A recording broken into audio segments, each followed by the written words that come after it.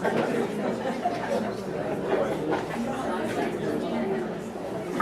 will start the study session. Dr. Williams.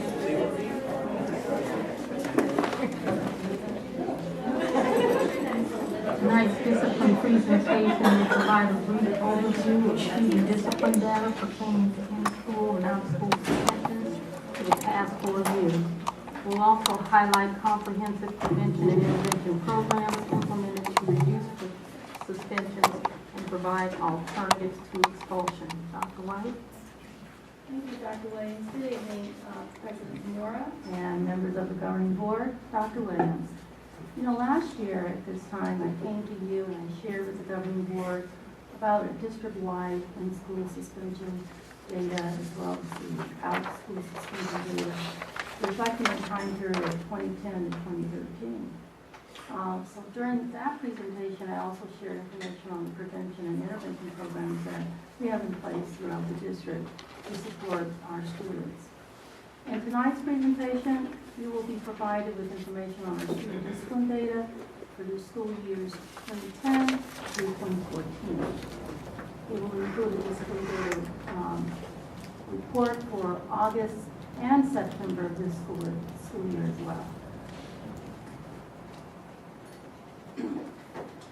In this first pie chart, it represents approximately 56,000 Alhambra students from 2010 to 2014. Over that time period, 5% of the in-school suspensions and out-of-school suspensions were special education students. 13% were general education students. This data chart indicates that 82% of the students in our district made appropriate choices and were never in an in-school or out-of-school suspension situation. The next pie chart depicts the in-school and out-of-school suspension data from August 2010 to May 2011 for approximately 14,000 students. It shows that 84% of our students were never suspended and less than 16% of general education and special education students were suspended. The 2011-2012 pie chart representing 14,000 students shows that about 15% of the general education students received in-school and out-of-school suspensions, and less than 6% of the special education students were suspended.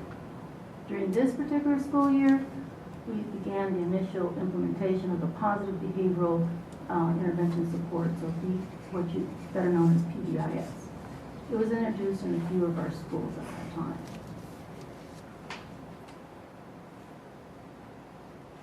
Nearly 14,000 students were enrolled during the 2012-2013 school year as well. And of those, 17% of the general education students and less than 5% of special education students received in and out of school suspensions. The positive behavioral intervention support, the PBIS, was introduced and implemented in all 15 schools during that school year. The 2013-14 pie chart, again, we had approximately 14,000 students enrolled from August to May, and the data indicates that we had a 7% decrease in the general education in and out of school suspensions. It also shows a 2% decrease in the special education in and out of school suspensions. Our teachers and administrators are to be commended for this significant reduction, which is worthy of acknowledgement. We began the 2014-15 school year with just under 14,000 students. This chart shows individual school suspension data. From August 2013 to August 2014, we experienced a 58% reduction in and out of school suspensions for general education students and a reduction of 84% in and out of school suspensions for our special education students. From September 2013 to September 2014, we experienced a 53% reduction in and out of school suspensions for general education students and a reduction of 80% of the in and out of school suspensions for special education students. In most every school, we experienced a reduction in and out of school suspensions for both general education and special education students. Overall, From August to September 2013 to August and September 2014, we experienced a 73% reduction in the total number of in and out of school suspensions for general education and special education students. We attribute these reductions in the in and out of school suspensions to the consistent implementation of research-based practices and the building of positive relationships with students and staff. I'd like to highlight just a few of our support programs. These are a few of the prevention and intervention programs and/or supports being implemented to support and monitor positive student behavior throughout the district. The first one is the positive behavioral intervention support, the PBIS. What this is a systemic approach to a proactive school-wide behavior based on response to intervention model, the RTI model. PBIS applies evidence-based programs, practices, and strategies for all students to increase academic performance, to improve safety, and decrease problem behavior, and establish a positive school culture. Another component that we've been using is a district behavior task force. We started this a few years back. This is a district-led team of teachers and administrators representing each school that collaborate and problem solve effective student discipline practices, programs, and supports to increase positive student interaction.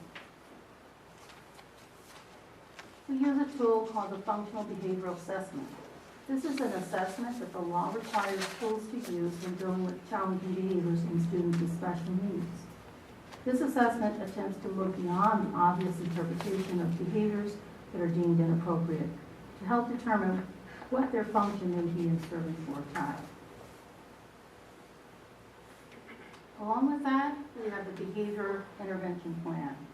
This plan takes the observations made from the functional behavioral assessment and turns them into a concrete plan of action to help manage the student's behavior. This year, we're real pleased to implement the Captain Kid Part training, or the Excel model. It introduces the social contract, which is being implemented in classrooms across the district. This process is designed to help teach skills that will build positive relationships and productive and trusting relationships among staff and students. With that, we implemented a new program where we're really working closely with our school to support the kids who we call frequent flyers. Kids who may have the behavioral consequences that's been becoming more frequent than others. So they've all been able to look at their campuses and see where the few kids are. Generally, it's a few kids. It's not more than 5 kids on campus typically that are frequent flyers. In this program called Courageous Champions, it's been designed so the principal can meet weekly with the students that are having challenges. It allows that person to develop a personal relationship with the principal. They can devise the individual plan for success so the students can begin to build a close relationship and acceptance with their principal as well as their peer group. It targets areas such as character education. It allows for them to build and work on their social skills, what's appropriate and what's not appropriate. Gives them options and choices for how to problem solve. Allows them to replace inappropriate behaviors with positive decision making and good choices. And then we've been fortunate enough to be able to implement our very own intervention program for those students who have performed acts that will allow them to be up for a possible expulsion. And in lieu of expulsion, our In and Out program is an alternative setting for our students who are in general ed that are in grades 5 through 8. Excuse me. And it is an alternative setting that we are using to support them, to prepare them with the necessary skills that they need to be able to return back to the classroom. At this time, I'd like to thank you for the opportunity for this update and to allow you to ask me questions. You know, I think this is the second time I've heard your report. The business partners were very, very impressed. They kept talking about it even after you were finished. They loved it, especially the In and Out program. would you also invite us to come out one day and the time? And I know that we, board members, are going to come out and see the successful in and out intervention program. I believe Dr. Williams will reschedule That's so. Monday morning. You're certainly welcome to come anytime, but yes, we're looking forward to coming on Sunday about 9:30, I think it is. Yeah, it's scheduled for 9:30. Absolutely. Except for not a primary, it's inside the building. I'd like to make another comment. You know, when I worked in Peoria, of course, the superintendents understand the responsibilities of being on the board, and they would allow free time for, you know, we could come in early and make it up later, or we wouldn't even have to, because they understand how important it is that we attend these. So it doesn't matter, you know, if you're busy in another district, they allow that. They talk with one of the principals too. They did that for me all the time. I just truly wanted to thank you, Dr. Williams, and all the staff. I know I came to you guys a couple of years ago with in-school suspensions and out-of-school suspensions, and I truly do believe that if we are able to stop out-of-school suspension and in-school suspension, we will catch lots of our, especially our young boys, in not dropping out once they get to high school, and hopefully create a plan for life and not getting into the bigger system. And I think we are on the right track, and I can't thank you enough. I can't thank the teachers, the principals, those that are our mentors in the in and out program. And I'm so excited to attend on Monday, and I think that sky's the limit. So I appreciate all the work. Thank you. I have another comment. You know, we have more children from foreign countries than anybody else in the whole state.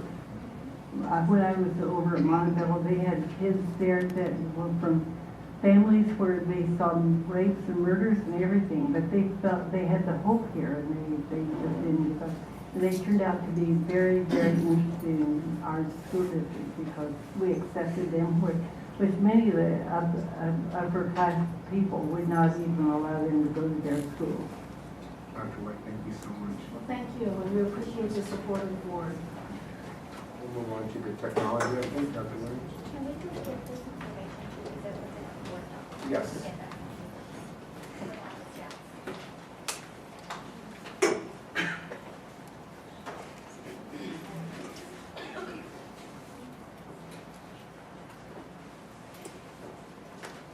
Tonight's technology update will provide an overview of the technology capital override implementation and the milestones accomplished in the 3 months since funding was released. We'll also share the upcoming timeline for the ongoing distribution. Lara? Thank you. Good evening, President Zamora, members of the board, and Dr. Williams. Tonight I'm here to update you on the progress of our Technology Capital Override project and the milestones that have been accomplished thus far. We put into place a very organized and ambitious plan, recognizing that we could not receive any of the new technology until the new fiscal year began July 1. Yet we wanted to ensure as much as possible was ready for implementation at the beginning of the school year, as we know with our student population, for many, the only exposure to technology occurs at school.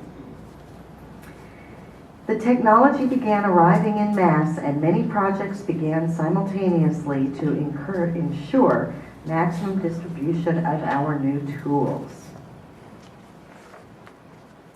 The first accomplishment was to have all the classrooms ready for the opening of school. In just a little over a month, 633 new smartboards and projectors were placed in all K-8 instructional classrooms, meeting our goal.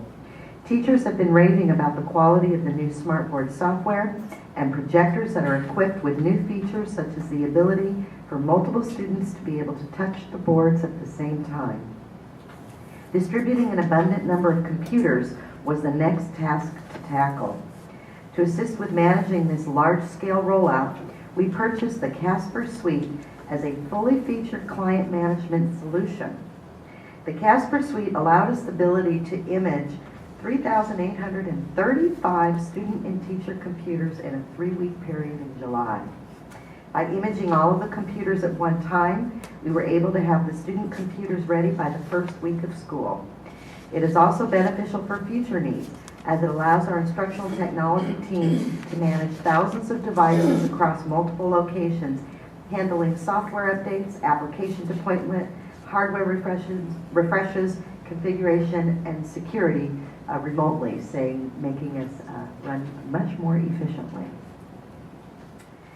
Our 90 student laptop carts, which is about 3,000 computers, have also been placed at our sites. Our recent Classroom Spotlight demonstrated how our students have already begun to put the new laptops to use in their classrooms to increase their learning of concepts as well as expand their 21st century skills. We are also in the process of imaging the student iPad carts, and we've imaged about 20 of the 60 carts so far.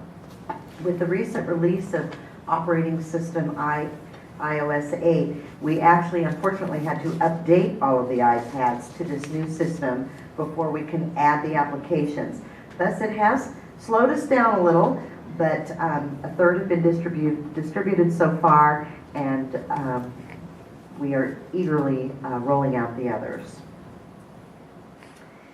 114 new teachers received their computers during new teacher orientation, and since then 377 additional teachers have taken the online class and passed the quiz on the new features of their computer and traded in their old computers for their new MacBook Pro laptops.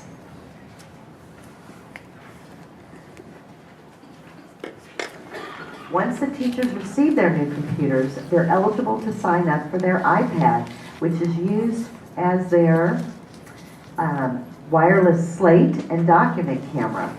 During the training, the teachers put together the iPad stand, put the handheld sleeve on the iPad, download the software, and practice with the iPad to be sure they understand how to use it as a wireless slate and the document camera.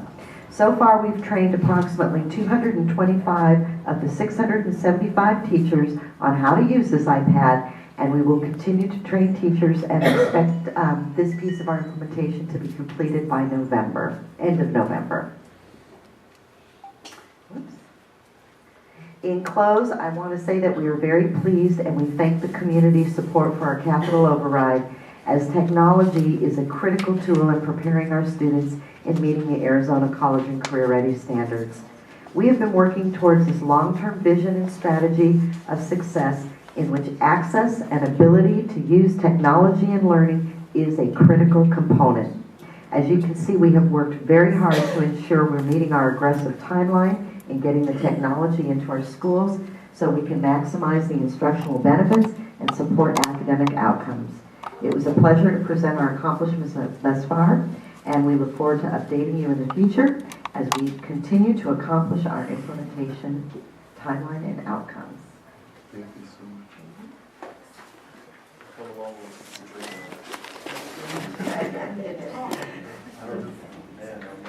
I remember those carts would roll into the class. They were quite large and heavy. They weigh half what they did then, too. This Thank you is so much. fantastic. This is absolutely fantastic. Yeah, sure. This is exactly where we need to be going, and I'm really happy that we're doing it with Apple. That's really what the kids need to be using. It's such an advanced system, so it's great to have access to it. Thank you guys for your work and bringing it to us. And it has nothing to, I'm sorry, it's off, not the topic, but I just, I forgot to write it down. I just wanted to ask the board, I know the awards are coming up at ASBA, and I would like to recommend Billy Folks to receive the honor roll award, and I don't know if I can put it on the next agenda, but I want to make sure that it's done before the due date of, I believe the due date is October something, but before the meeting's over, I just want to make sure that we. There's a notation in my update for you, but if that's the direction that they put it on the next agenda, it does have to be voted on the agenda of the 16th. in order to get the nomination in. Okay, thank you. I know this is not in the time frame, but I just want to make sure it's done before it's due.